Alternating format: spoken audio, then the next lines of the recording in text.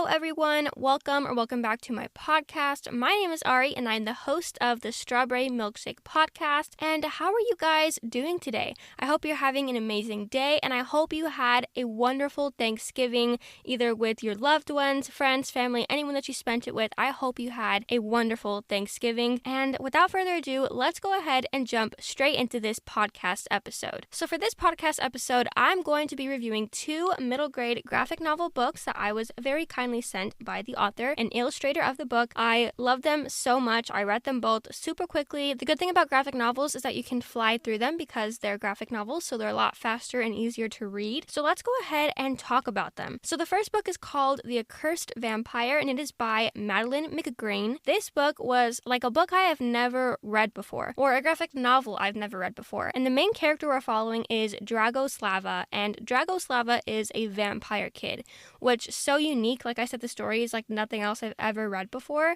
and it was really unique, and I love that. It was something new, and that's why I'm recommending it to you guys. So the main character is Dragoslava and his two friends, Etsley and Quintus, and they are amazing characters as well. So basically, these three kids, they're all little kids, they're kind of like misfits. They don't really fit into anyone's like groups or anything like that, so they stay together as a family. And since they're like a family, because they always are together, they go on these fun adventures with each other, and that's basically what these books are about. It's the three main kids that are on the covers, and it's their adventures that they go on together.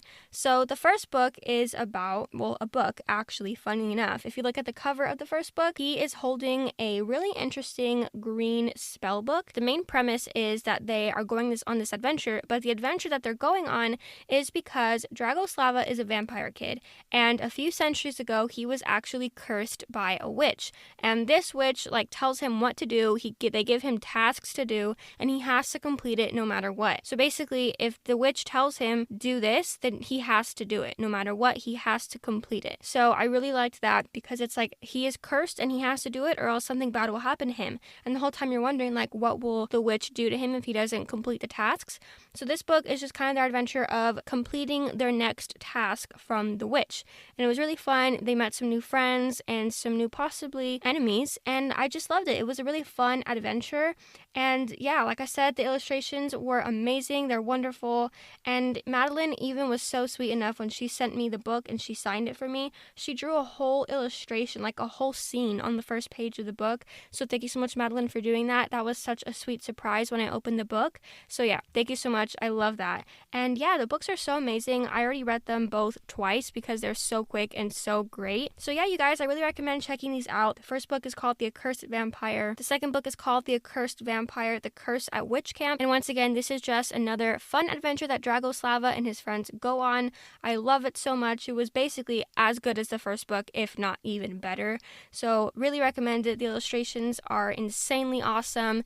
And you guys, this book is a little bit more like kind of gory because it's like has to do with vampires and obviously they eat blood. So I really love that in a middle grade kids graphic novel. I had never seen that before, and I think it was really cool that she got to do that. So if you guys are fans of anything kind of dark and creepy and vampire-ish, then this is definitely the graphic novel series for you. So yeah, I love these books. I really recommend them to you guys. And before you leave, I had the amazing opportunity to be able to interview the author and illustrator of the Accursed Vampire books, Madeline McGrane. It was so much fun chatting with her, and I am so excited for you guys to hear what we talked about. I asked her some really fun questions, and her responses were great. So here's an interview that I got to do with Madeline McGrane.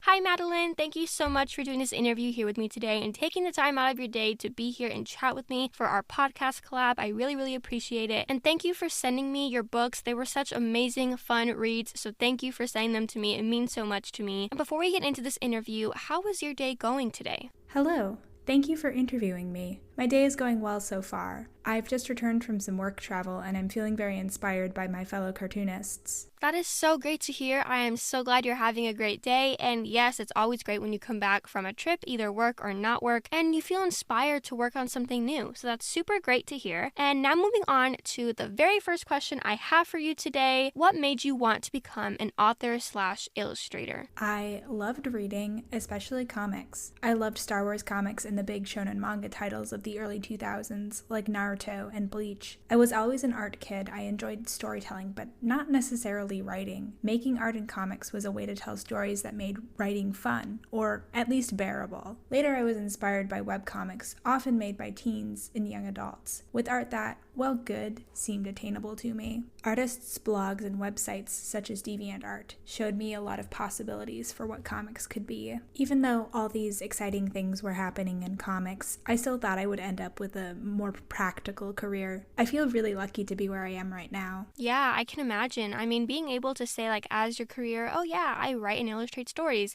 that is so many people's dream. So to think that, like, you've already achieved that and you're already living your dream, that's super inspirational and motivational to me, and I'm sure a lot of people listening to this episode right now. So that's super great that, obviously, like you said, from bigger things that everyone kind of knows about and you used to watch or read when you were younger, or even as you were growing up, it really helped inspire you. And without it, we wouldn't have the Accursed Vampire, and I wouldn't even been doing this episode interviewing you. So all thanks to that, we are here doing that. So it's so much fun.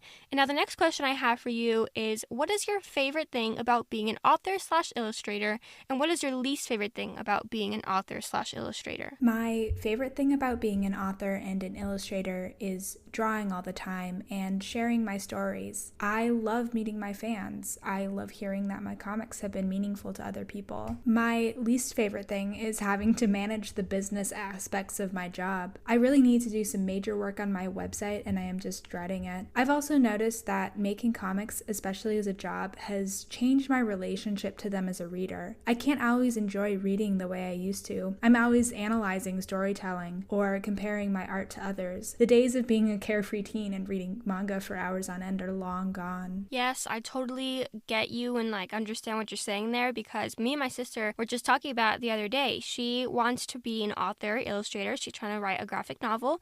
And while she was writing the manuscript for her book, she was telling me, because she always talks with me about it and I love helping her with it. And she was telling me school messed me up in a way, because school was all about the correct grammar and punctuation and using the right transition words and all of that stuff.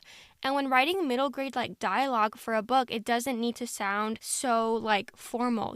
How you would write an essay is not how you want to write a middle grade book, especially a graphic novel, and especially dialogue. So like you were saying, kind of just as you learn and get older and grow, these things start to kind of ruin, I guess, in a way, or really change the way that you see things. And in a way, it's sad, because it's I can no longer write freely just for fun like I used to when I was younger. I now have to pay attention to all of these things that I learned about. And like I said, it's good and bad, but I definitely understand what you're saying by that. And we all, I feel have learned that in some way in our life.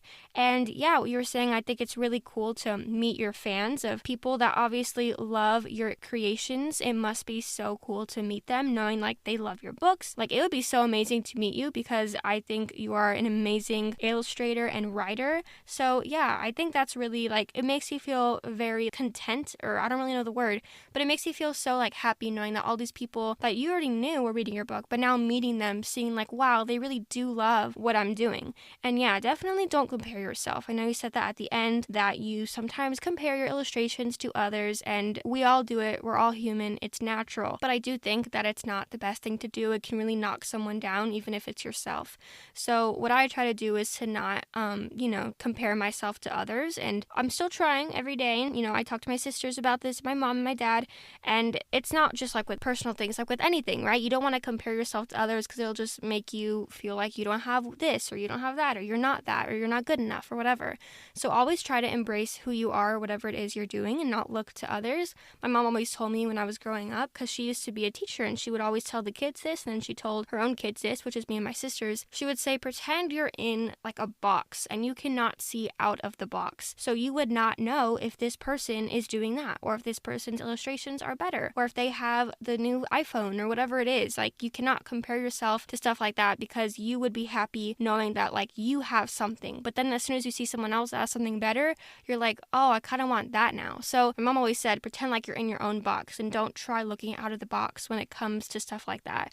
But yeah, so the next question I have for you is, what inspired you to create spooky/scary graphic novels for kids? books? I think horror is a really interesting way to explore challenging topics, difficulties with family and friendships, or how much of life is just out of your control when you're a kid. There's also this element to the Accursed Vampire books, where the vampire kids are happy and proud to be a little monstrous, to not fit in. It doesn't bother them if other kids think that they're weird and scary. They want people to think they're weird and scary. On a more indulgent note, the folklore, literary, and film history of vampires is really interesting to me, and I like making stories that are in conversation with that history. I think it is so wonderful that you included that in your books, which I just realized I think I said the title wrong to your books. I've been saying the Accursed Vampire, and I think you said the Accursed Vampire. Is that right? And I am so sorry if I've been saying your name wrong. Not your name wrong, the book name wrong. So you guys, it's either the Accursed Vampire or the Accursed Vampire. I'm sorry for getting that wrong. I apologize. Unfortunately, I said the Accursed Vampire in my entire review. So sorry about that. Ignore that. And yeah, moving on to what you said, I love that you made the book like that. And that was one thing I kind of said in the review. I love that they're all different and unique and they're proud in who they are. And I think that is one of the most important messages to share for kids or to kids at this age, or really at any age. It's just to show, like, be happy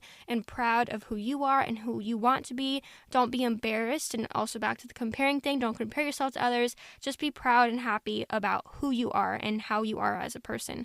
So I love that they're all so different and unique looking, as you can tell from the cover of the books and your illustrations, but they are all a little group of like family or friends. And I love that. I think it's a really important message that you put in your graphic novels, and I just really loved everything about that. But yeah, so now moving on to the last question I have for you, which is kind of sad, but the last question I have for you for this interview is more of a fun question, and it is, what is your favorite art medium and why? That's a tough question for me. Most of my professional work is digital, created in programs such as Photoshop and Clip Studio Paint. I love digital art. It's very efficient for workflow, but if I want to have fun with art, I tend to reach for traditional media. I love sketching with just some regular old pencils. I like pen and ink, very classic for comics. I like colored pencils. That's been my go-to lately if I want to make art to relax. I also think printmaking methods like lino cut and screen printing are really interesting. This list could go on, but I will stop here. I like challenging myself and trying new things. My goal for, I guess, next year at this point is to get back into painting. Yes, you should definitely get back into painting. I mean, I've never seen your paints or,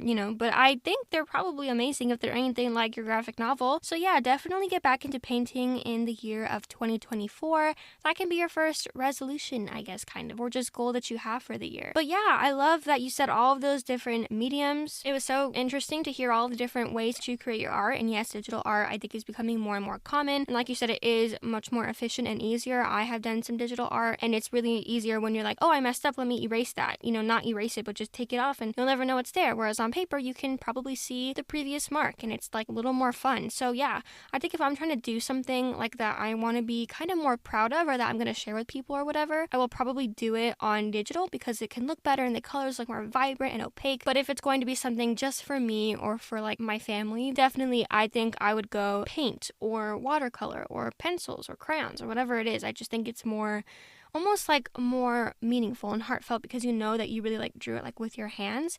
But yeah, I think that any type of art form is really amazing and beautiful in their own way, and they're all so unique. But yeah, thank you so much for doing this interview with me. It was so much fun getting to chat with you about your wonderful books and just chatting with you about art and what made you want to become an author, illustrator. So thank you so much for taking the time to do this. And with that, I think this brings our interview to a close. So once again, thank you. I had so much fun, and I hope you have an amazing rest of your day. Thank you for taking the time to read and talk about my books. I really appreciate it. And we're back, you guys, or at least I'm back. There's no we. I'm back. And did you miss me? You probably did not, but I'm back anyway. And yeah, did you guys like the interview? I had so much fun getting to chat with Madeline. It was just such an honor to get to talk with her. So I hope you guys enjoyed it. And yeah, you guys, this brings this episode to a close, which is kind of sad because I always love recording and it's always sad. It's like a bittersweet feeling just to always say that at the end. It's obviously not like anything major, but it's always fun to record and edit and upload. And it's kind of sad whenever I'm finishing an episode episode, but it's also kind of like I feel accomplished. So anyway, I'm rambling, but thank you so much for listening to this week's podcast episode. I really hope you enjoyed it. Thank you so much for your support. It means so much to me. This Thanksgiving, I am obviously very thankful for my family and all the many blessings and gifts God has blessed me and my family with, but I'm also very thankful for you guys because y'all always support me and listen to my episodes. So thank you all for your support. It really does mean the world to me. I hope you enjoyed this week's episode. I hope you have an amazing rest of your day. Be sure to go click the links in this episode description to go check out her books. They are wonderful. I really do recommend them, you guys. And yeah, I hope you have an amazing rest of your day. And book lovers, always remember, keep your head in the clouds and your heart in a book. And I will see you guys very soon for my last spooky episode of the year. Bye, friends!